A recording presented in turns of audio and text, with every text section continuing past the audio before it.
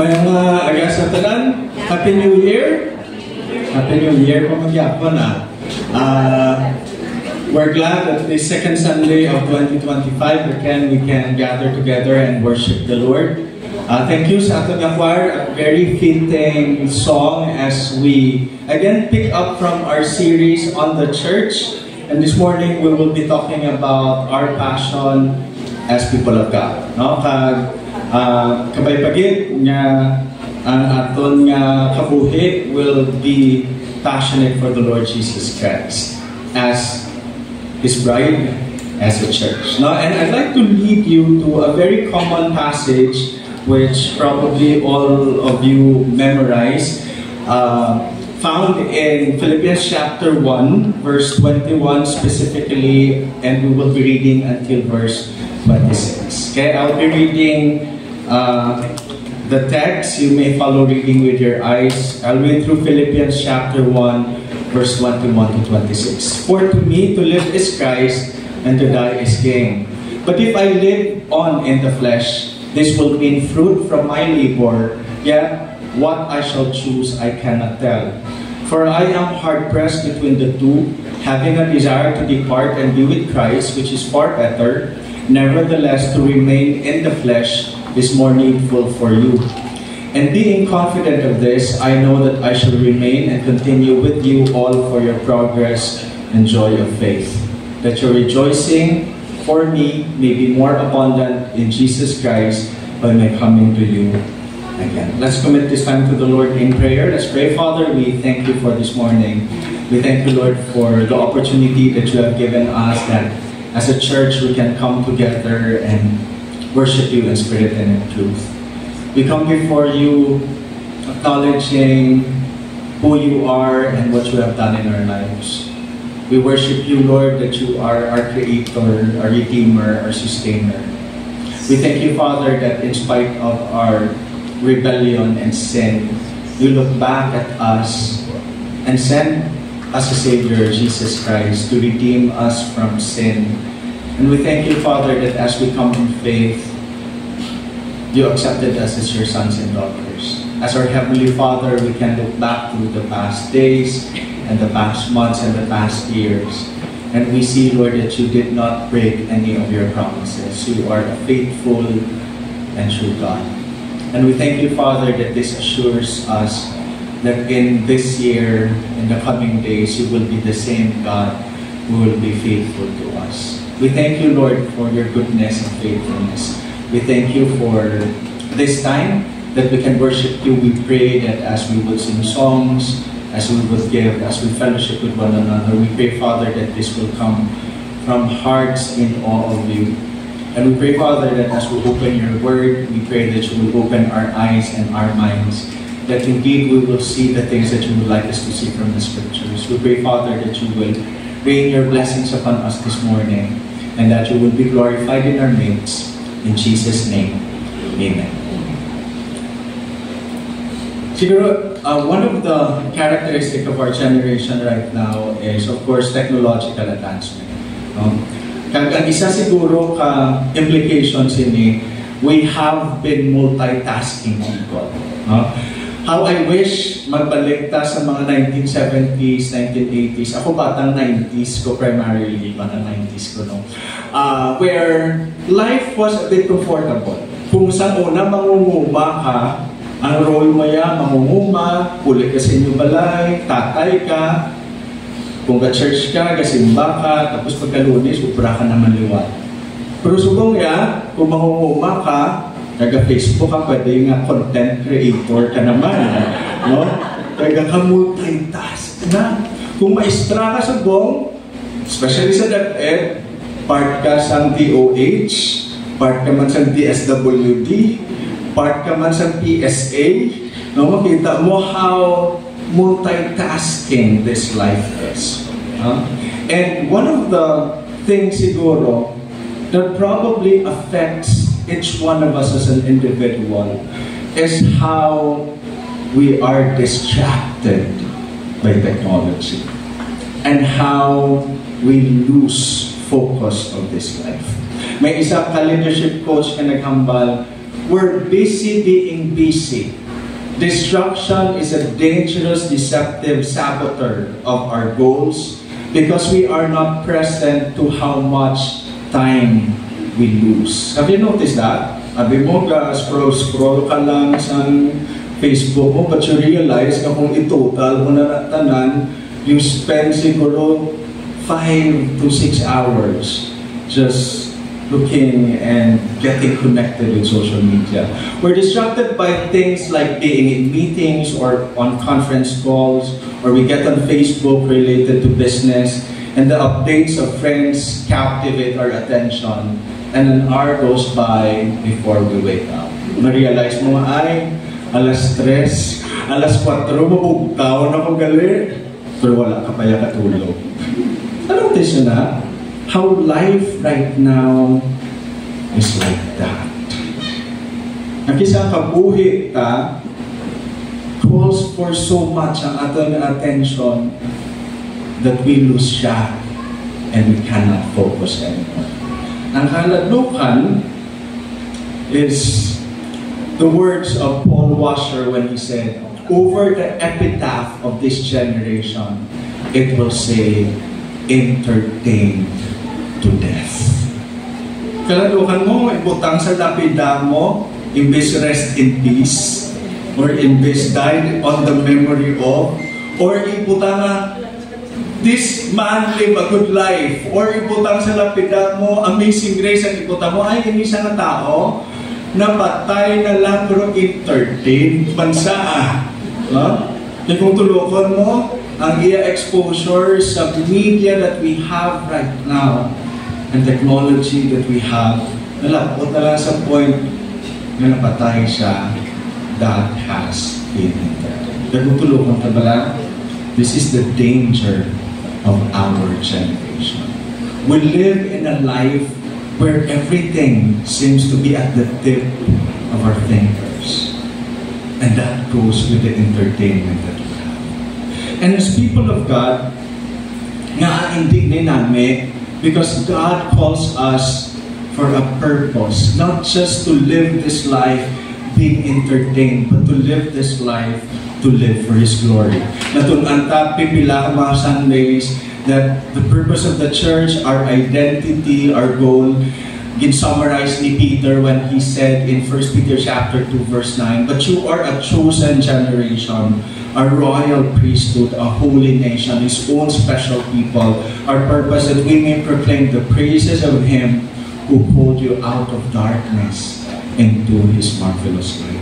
If you are a person who claims to be a Christian, that is, you repented of your sins, you believe in Jesus Christ as Lord and Savior, you are His body, you are one with the body of Christ, the church, ang pag-describe sa imo, chosen generation, royal priesthood, holy nation, His own special people, for the purpose of showing the praises of Jesus Christ in our life. Primarily, that He was a person who called us out of darkness into His marvelous light.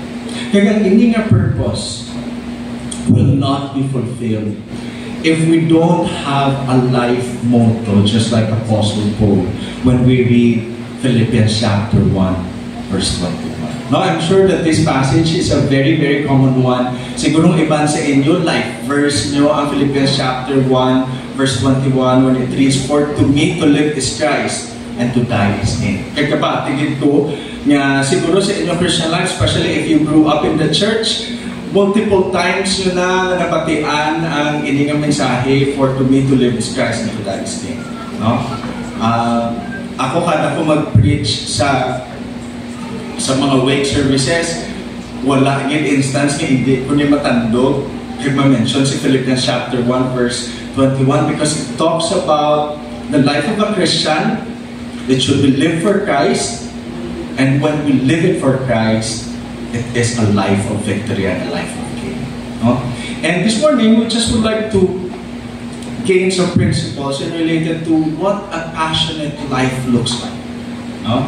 And primarily, going back to the context, makita that Philippians was written, of course, by Apostle Paul, no? Sa Philippians chapter 1, Paul and Timothy, bondservant of Jesus Christ, to all the saints in Christ Jesus who are in Philippi with the bishops and the deacons. If we remember a little background, the church of Philippi was established in Acts chapter 16. No? Na-save si Lydia, na-save ang Philippian jailer, na-save ang isa na demon-possessed girl. And primarily that started the core of the church in Philippi. Kaya mo ang mga Bible scholars nagahambal that one of the churches closest to Paul's heart is the church in Philippi.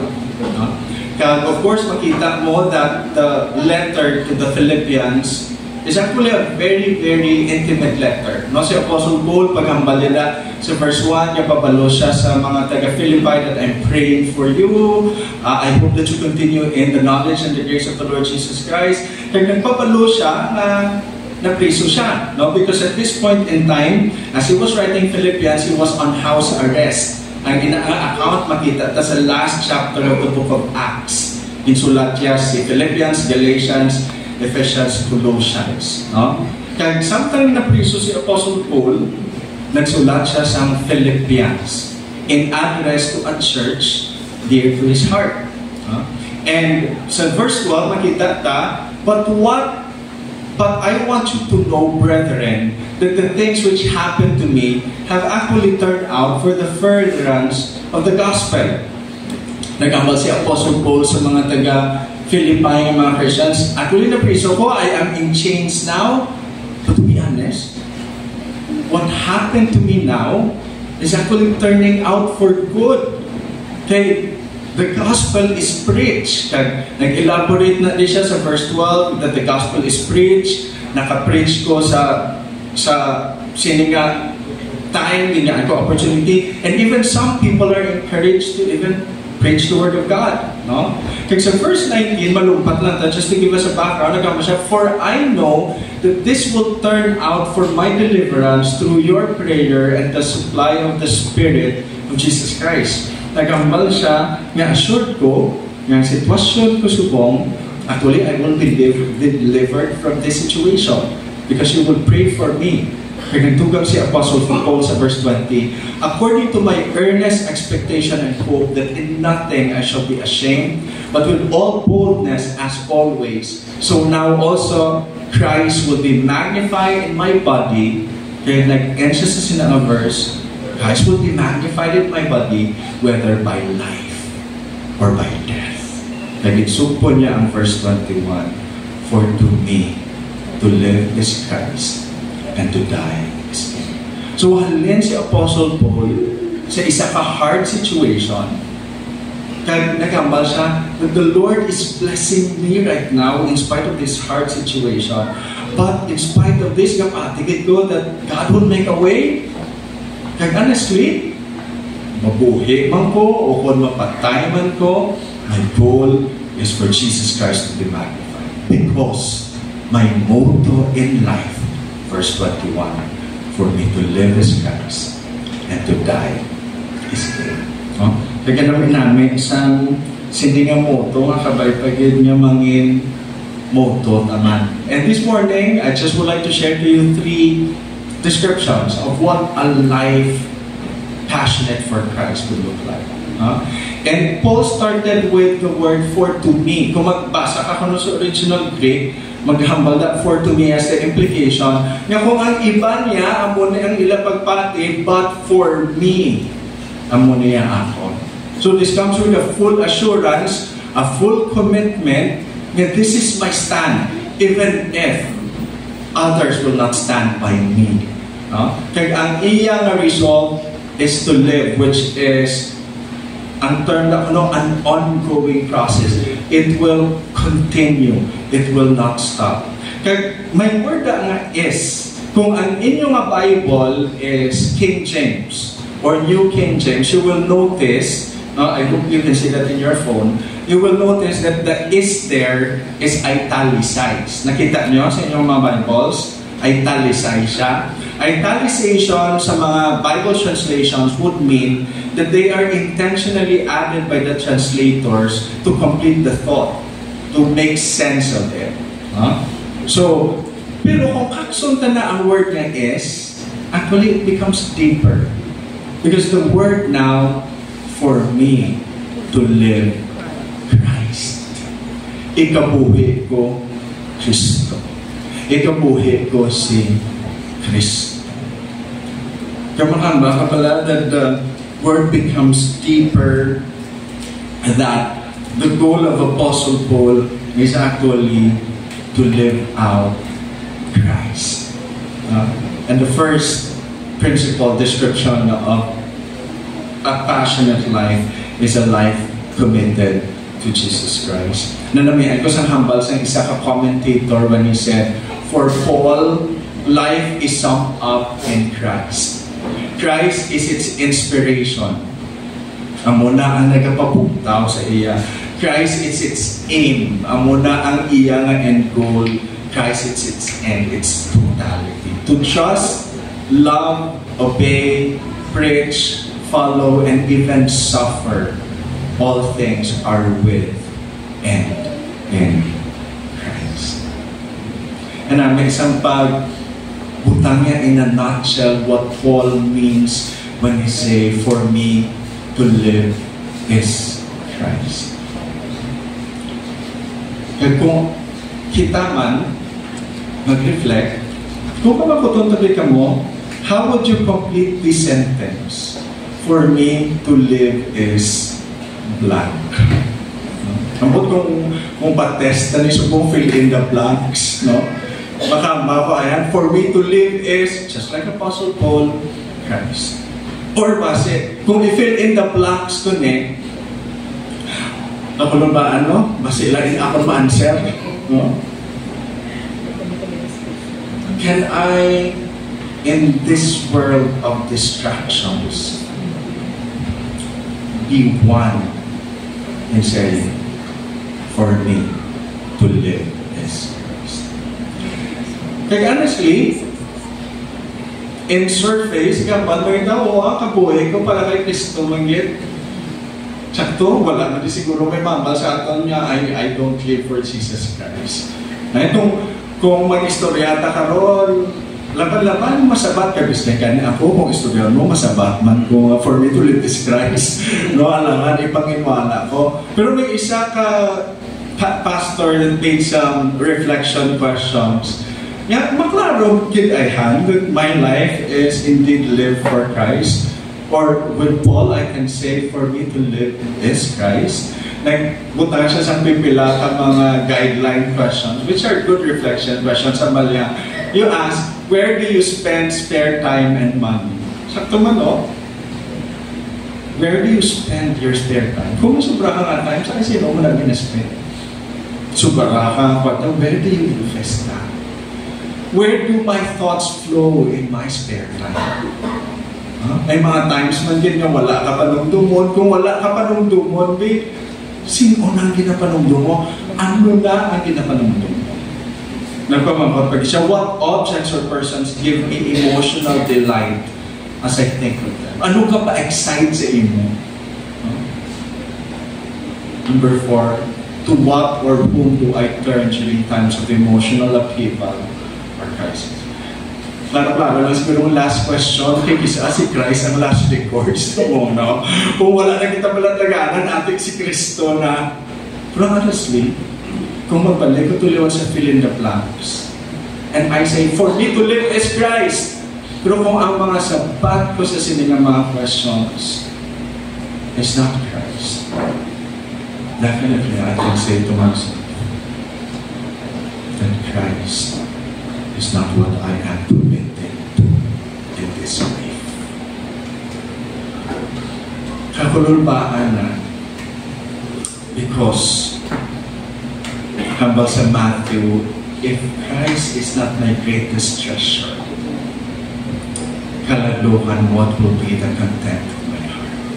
As Jesus Christ said, for where your treasure is, there will your heart be also. Spurgeon made a conclusion in one of his devotionals when he said, for to me to live is Christ, yet this alone is the true life of a Christian.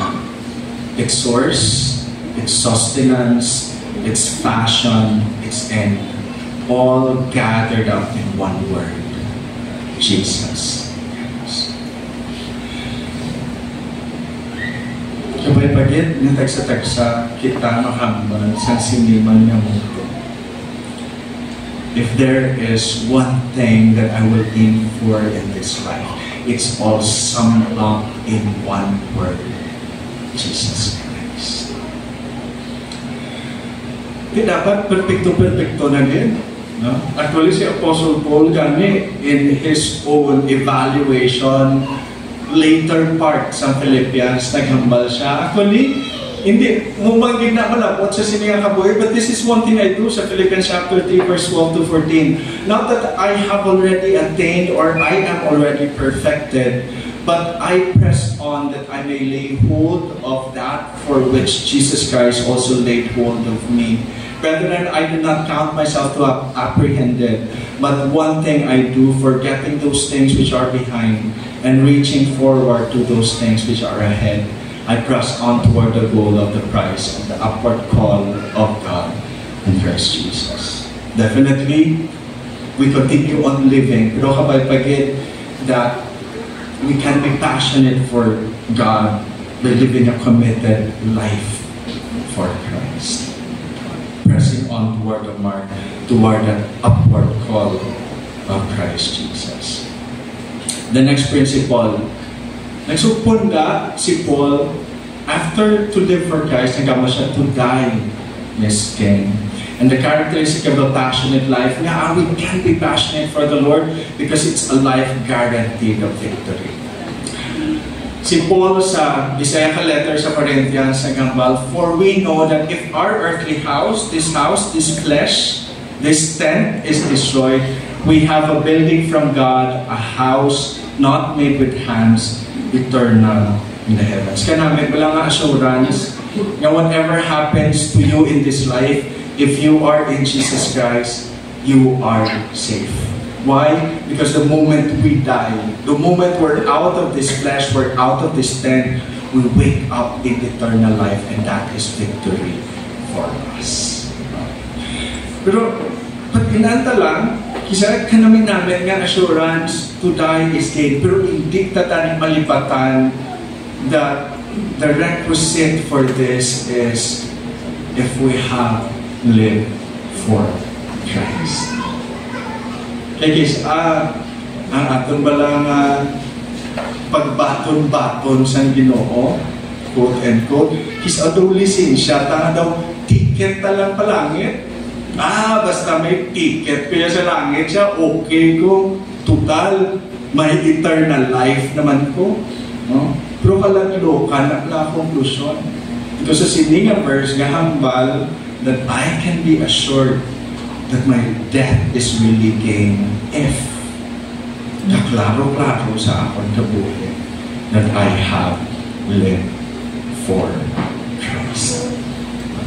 Si Peter nag-elaborate sininga principle in 2 Peter chapter 1 verse 5 to 11. Nagambal siya na, okay, kay partakers kamo of all spiritual blessings, kabay pagit you will grow in maturity, because as you grow in maturity, it will make you more assured that you are saved.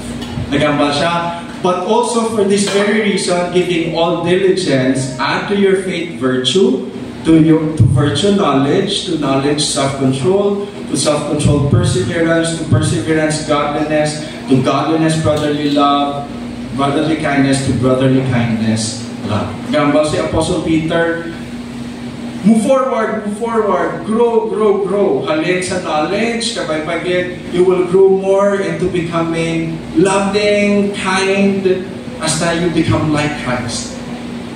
Amo na ang iyang bal. And that's primarily equal to living for Christ. Kaya sa verse 8 nagama siya, for if these things are yours and abound, you will be neither barren nor unfruitful in the knowledge of the Lord Jesus Christ.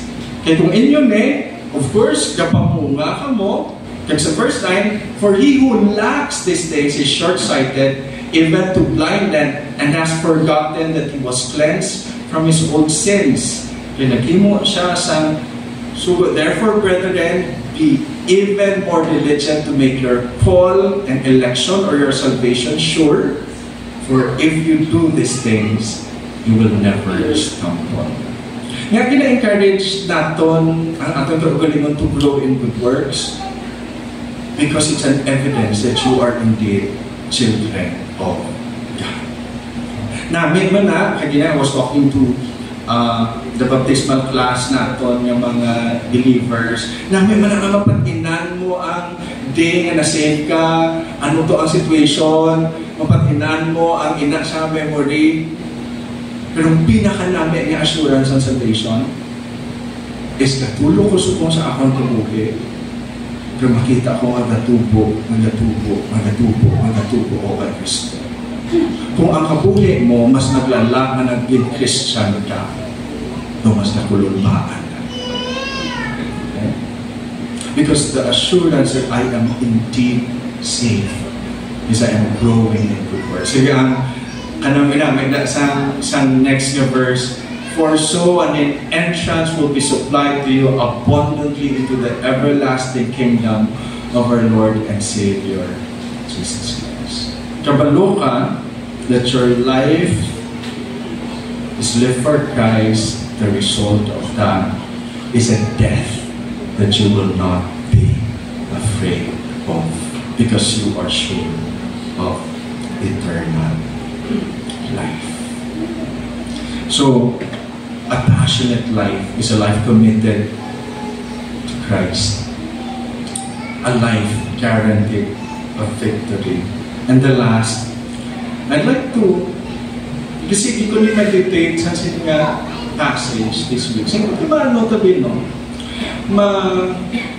Bilog na lang aga, kahit bilog na lang aglaw, mamukmuk na lang ko sa kwarto ko kag mabasa sa Bible.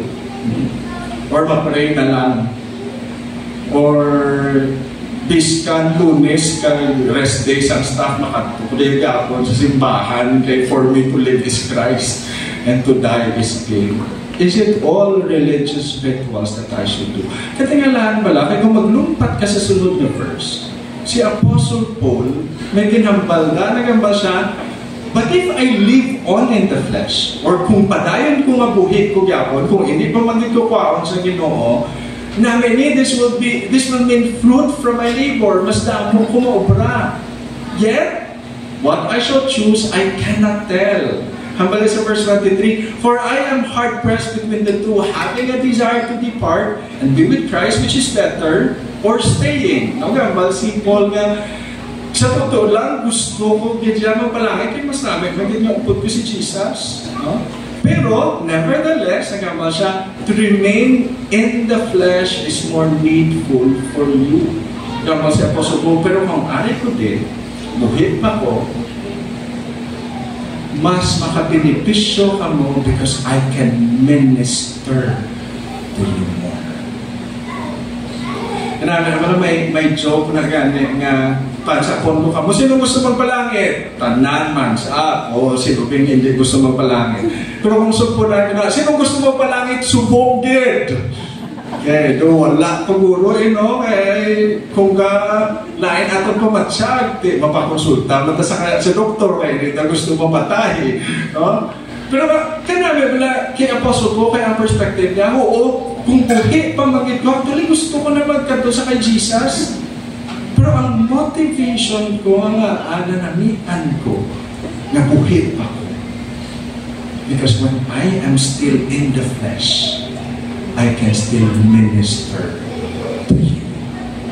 Kaya nagsupon siya sa verse 25, and being confident of this, I know that I shall remain and continue with all for your progress and joy of faith. Kaya si Apostle Paul look forward that your rejoicing for me may be more abundant in Jesus Christ by my coming to you again. Si Apostle Paul nagleda na base, masik makabisita pa ko sa inyo na liwat taga Philippi. Anong point ni Apostle Paul? Sometimes we think that living for Christ are rituals of religion. Sometimes we think that living for Christ is simply doing all those religious stuff. But actually, A passionate life for Christ is a life spent for others. Kung ka-claim ka na ikaw Kristohanon, imagine na lang din, no? Kung mapatay ka, panong dumasobrong, maputayan ay ang mga tao maghatag sa akong tribute. Bukod mas nakit, ilaulo ka mamalang, ngunit nahimo, yung sa ako niya kabuhi. No? Kita nyo na, kaya kung Kristohanon ka, kabay pagit, ang kabuhi mo will be spent for others. Because that's a picture of a life lived for Jesus Christ. It's not just a life lived for ourselves. And in fact, kung may isa ka pinakadako mga problema sa kalibutan, all the focus is on ourselves. No wonder, namudamo sa mental health issues kaya ginatulog talang aton kaugali. But if we live a life spent for others, kambal tagali, ng blessing ko kung makaminister ko sa ito. Nagdali sa masaba, I'd like to pinpoint isa ka reminder perme sa aton. We have written this in our church covenant. We want us here in Masaba Christian Church to be a people that is spent for others. Ang tawag-tabla aton ng MCC covenant, we acknowledge that our first ministry is to our families. We will pursue the individual salvation of our family members, strengthen their sanctification through regular family worship, and encourage their love for and involvement in the church. Ano si Kis Asubong, do ka hapos lang ni basahon, pero natawa pala ang kada panimalay pa. Ayok ko mamay mga young people, di nga kapamate. Kamusta ta? Kis ako may kaugalingon ta nga parto, what do we do? Siguro pagkagwa ta sa aton nyo, ang pinatakamambal sa mama, papa ta, good morning, kaon, tapos kaon, kasukulang ay kisa, magkaon ta, wala man tagay na istoryahanay, kaya ara, magtatalan, tabot sa cellphone, no? Tapos, ma-end lang ang bilog adlaw. I'm not sure if we were able to minister to our family members. More so, the responsibility becomes more serious when you become a parent. Kamusta ang pag-minister ka in this age of distractions? Kapag niya ma-remind ta, yes, oo, ari ko din because I'm ministering to my family members. Okay. Sunod na, to love our neighbors as ourselves, we will bless others by building friendships, intentionally helping those in need, and sharing the gospel through both words and actions. Sa aton niya pagwa sa balay, sa aton niya neighbor, sa aton niya workplace, we hope that we will become blessings to them, intentionally. And the last, just some clips na nga. To love one another as Christ loved us, we will grow together in Christian love, caring for and watching over one another with compassion. We will pray for each other, rejoice in seasons of joy, and support one another during times of sickness, hardships, and distress. Nga, akin po tang tagit. Because when we say, for me to live is Christ, it's not just on a superficial level, but it will always be on a ministerial level where my life will be spent to bless others. Kagabay, pag ganyan mga tutulog niya. Namihan ko sa hambal ni John Bloom when he said, for if we love God most, we will love others best. Kung gambal ka, I'm living for Jesus Christ. For me to live is Christ. Dapat klaro, nga ikaw man dayon ang pinaka-loving na family member. Ikaw man dayon ang pinaka-loving na neighbor. Ikaw man dayon ang pinaka-loving na church member. Because if my life is committed to the motto for me to live as Christ, it will be a life spend for others. I'd like to go back to Paul Washer when he said, over the epitaph of this generation, it will say, entertain to death. Kahalaglo ka. Nagambal na sa ako si Ching, kaya kamusta ako naman yun, nagambal sila ako, hindi ka na magambal sa word nga kaladlukan ha. Nakakambal ko din ang kaladlukan. Pero, sweet, toon mo? What if be? Matubang ka sa Ginoo ha? Kamambalan ka, okay, kamusta ka? 20% mo. Lord, natapos ko ang 1,769 levels ng Candy Crush. O Lord, aral ako sa Mectic levels ng ML. Kung ano na. Or mambal ko nga, Lord, ang akon nga tweet, Lord, nakalagot na sa amosin nga followers, and I'm also following this number of people. Nakita niya na, kung atibig matulog ka sa atubangan sa Ginoo mo, basta ang ibutang ka sa imulapid entertain to death. Because we never able to really live for Christ. It's something to be reflective of.